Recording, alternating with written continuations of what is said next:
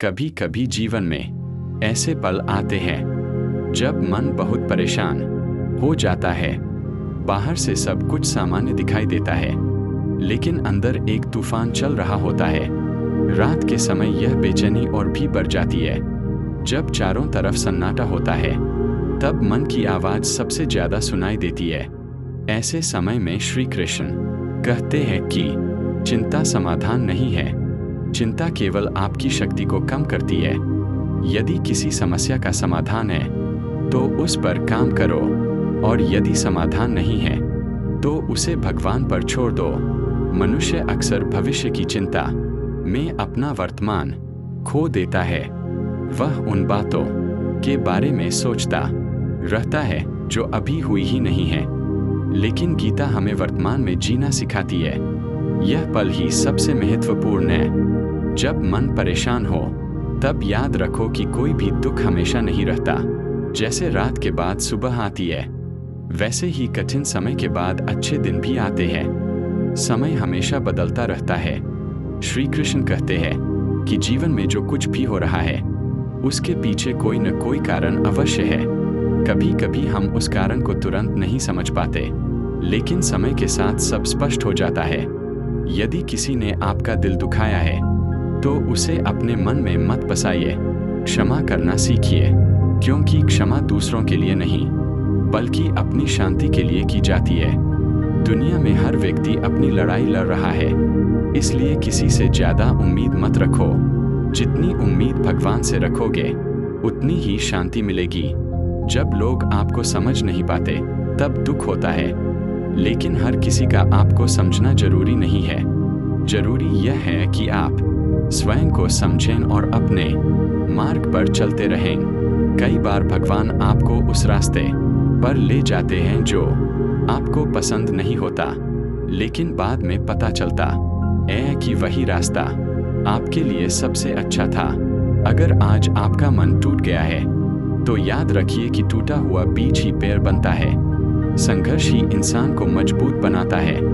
जब जीवन में अंधेरा दिखाई दे, तब घबराइए मत, क्योंकि सितारे भी अंधेरे में ही चमकते हैं। भगवान अक्सर सबसे सुंदर अध्याय कठिन समय के बाद लिखते हैं। रात को सोने से पहले अपने मन से सारे बोझ उतार दीजिए। जो बातें आपके नियंत्रण में नहीं हैं, उन्हें भगवान को सौंप दीजिए। हर चीज को अकेले संभालना आपकी जिम्मेदारी नहीं है। श्री कृष्ण कहते हैं कि कर्म करते रहो, परिणाम की चिंता मत करो। जब आप अपना सर्वश्रेष्ठ देते हैं, तब बाकी काम भगवान पर छोड़ देना चाहिए।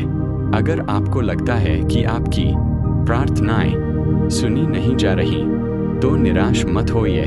भगवान की चुप्पी भी एक उत्तर होती है। वह सही समय का इंतजार कर रहे होते हैं। कभी अपने जीवन की तुलना दूसरों से मत कीजिए। हर व्यक्ति की यात्रा अलग है। भगवान ने सबके लिए अलग योजना बनाई है। जब मन बहुत बेचैन हो जाए, तब गहरी सांस लीजिए, अपनी आंखें बंद कीजिए और प्रेम से राधे कृष्ण का नाम लीजिए। धीरे धीरे मन शांत होने लगेगा।